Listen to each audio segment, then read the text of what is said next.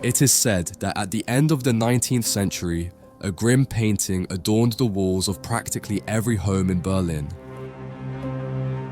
This painting, known as the Isle of the Dead, was created by Arnold Böcklin, and to this day it remains a complete enigma.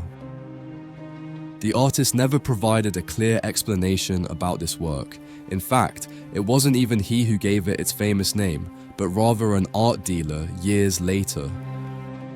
Despite this lack of information, the Isle of the Dead became an iconic piece, so much so that 5 different versions of the painting were made, and one of these versions adorned one of the offices of this man until the outbreak of World War II.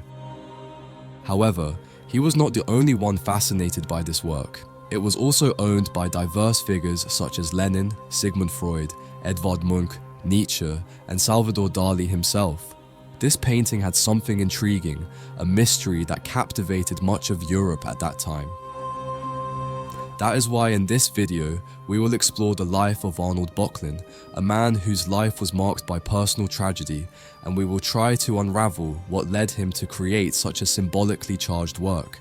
And of course, we will analyze the elements of the painting to try to understand its meaning and why such important historical figures felt so much fascination for this mysterious work. Let's begin.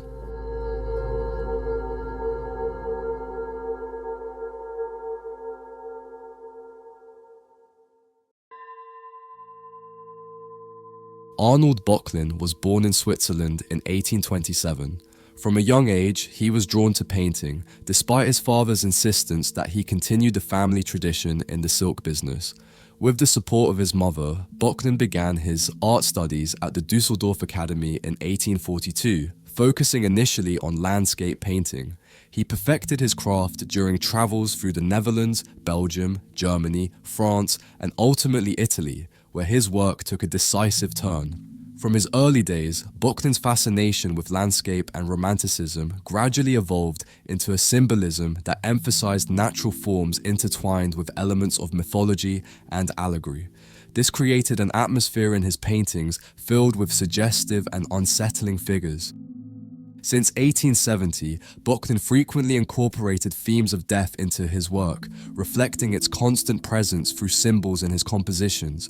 Rather than avoiding it, he sought to explore its meaning as an inevitable passage, evoking memories of the past and the mystery of an unknown future. An example of this exploration is another of his famous works, Self-Portrait with Death Playing the Fiddle. In this painting, death is depicted as a skeleton, akin to the medieval danse macabre common in Swiss painting, given Böcklin's heritage. The painting includes numerous details that enhance its allure, such as death playing a fiddle with a demonic expression, with only one string intact while the other 3 are broken. This detail has been interpreted as a reference to the Moirai of Greek mythology, who decided the fate of men by cutting threads at the moment of their death.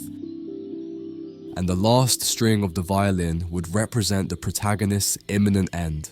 The artist's presence, portrayed facing death, has been interpreted in various ways.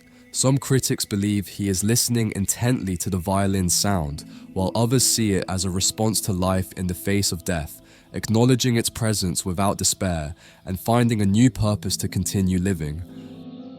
Another painting by the Swiss symbolist Böcklin that showcases his fascination with nightmares, plague, and death is The Plague, completed in 1898. In this work, the scene unfolds in the street of a medieval city, where death, with a solemn expression and a scythe in hand, rides a winged creature emitting toxic gas.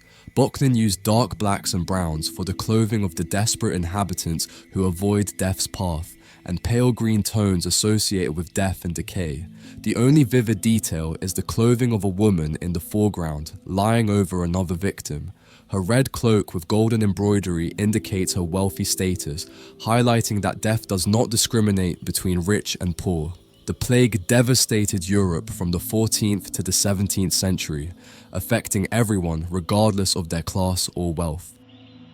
Böcklin's personal tragedies were immense. His wife died young, and of his 14 children, 8 passed away before him.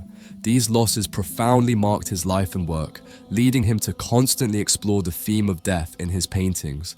His fascination with death, more than a mere artistic interest, appears to be a reflection on his personal pain and his quest for meaning in the face of so much loss.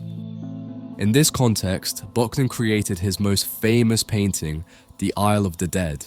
But what caused this painting to evoke such fascination among historically significant figures? Why did he have to paint 5 versions of the same artwork?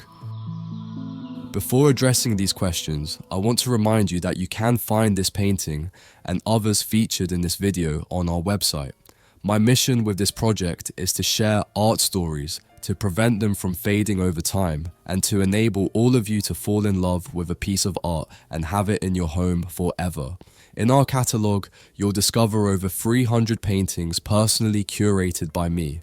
You can purchase your favorite artwork as a fine art print, canvas, or even as a phone case. Shipping is entirely free worldwide, and I can assure you that the quality is top-notch.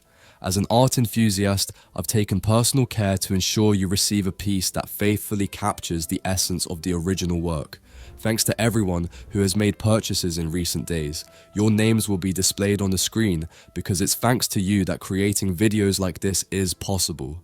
I invite you to explore our catalogue once you finish watching the video and place your order. You'll find a link to our store in the video description. Let's continue.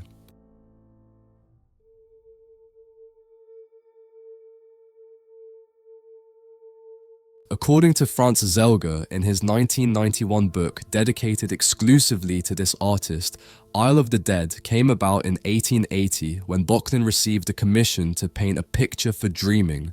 The commission came from Marie Berner, an American widow of a German diplomat who died of diphtheria in 1865 and who would later become the Countess of Oriola.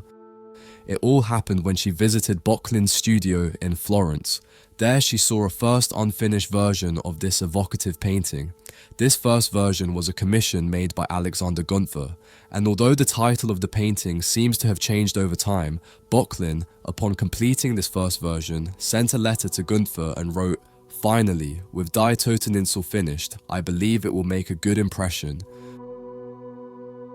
Marie Berner was fascinated by what she called a dreamlike image and immediately commissioned Böcklin to paint a version of this work in memory of her late husband. She made a special request for Böcklin to include in the work, in addition to the solitary figure rowing the boat, a covered coffin and a female figure wrapped in a shroud standing in the boat. Böcklin agreed and added these figures to the first version. Although receiving a commission was good news, Böcklin's health, both physical and mental, was deteriorating. His inability to fully use his arm to paint caused him deep depressions. So what led Böcklin to paint such a somber image as Isle of the Dead? Perhaps the answer lies in a 1909 book co-written by his son Carlo and Ferdinand Runkel. His son wrote about his father's physical and mental health at that time and the effort he needed to continue painting. In the summer of 1880, the master's painful ailments precipitated a serious nervous depression. His lack of interest in work was compounded by fatigue and such deep melancholy that those around him were seriously worried about him. All kinds of means to alleviate his bodily torments were sought in vain. His heart and nerves had been affected by a considerable dose of salicylic acid, which had become necessary. As a last resort, his worried wife had the idea of a change of air, and Böcklin, who had always been a traveller and obtained his best artistic inspiration from the countryside, accepted this idea with quickly renewed spirit. In the company of his pupil, Friedrich Albert Schmidt, he travelled to Ischia, the charming island off the coast of Naples, in July, and sought to relieve his pains under the radiant sun of the most beautiful summer sky and in the blue waves of the Gulf. However, he had little hope when departing, a victim overcome by his sufferings, and his last somber words to his wife were, "You will see me again in Florence, healthy or not at all." Böcklin's depressive mood at that time was so strong that, in his endless hours of agony, he often seems to have considered the idea of taking his own life. Pain alone would not have discouraged this powerful man, but the rheumatic inflammation of his joints had also affected his right shoulder, and with his creative hand, with whose dexterity a new world had been created, Böcklin could only guide the brush with great pain and effort. Böcklin also sent a letter to Marie Berner on June 29, 1880, in which he wrote, "The picture Die Graberinsel, the Isle of Graves, was sent last Wednesday. You will be able to dream of the realm of shadows until you feel the gentle, warm breeze that ripples the sea, until you fear breaking the solemn silence with the spoken word." The painting shows an island in the middle of a calm and serene sea with tall, dark cypress trees rising to the sky, surrounded by architectural forms in which funerary chambers are excavated. In the center is a harbor towards which an enigmatic boat and its rower are headed, with a clear, ethereal figure standing in front of a coffin covered with a white cloth.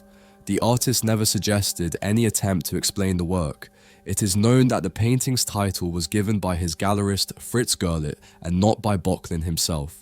It has been seen as a mythological reference to Charon and the souls he transported to the underworld across the river Styx, a world where dream and death coexist as one, the subterfuge where souls seek calm in the silence of the eternal. This second version, delivered to Marie Berner, was an oil on wood and slightly smaller than the first version, which was purchased by the Metropolitan Museum of Art in New York in 1926. Due to the success of the first two versions, Fritz Gerlit managed to persuade Böcklin to paint 3 more versions of Die Toteninsel, but this time it was suggested that the sky be much clearer. If you look closely at the outer edge of the high rock on the right of the third version of the painting, you will see Böcklin's initials, AB, above the lintel of the funerary chamber. As mentioned in the title of this video, it is important to note that Gerlit sold this version in 1933 to one of Böcklin's greatest admirers. This man kept this painting hung for years in the Berghof in Obersalzberg and later moved it to the Reich Chancellery in Berlin. Böcklin painted the fourth version in 1884.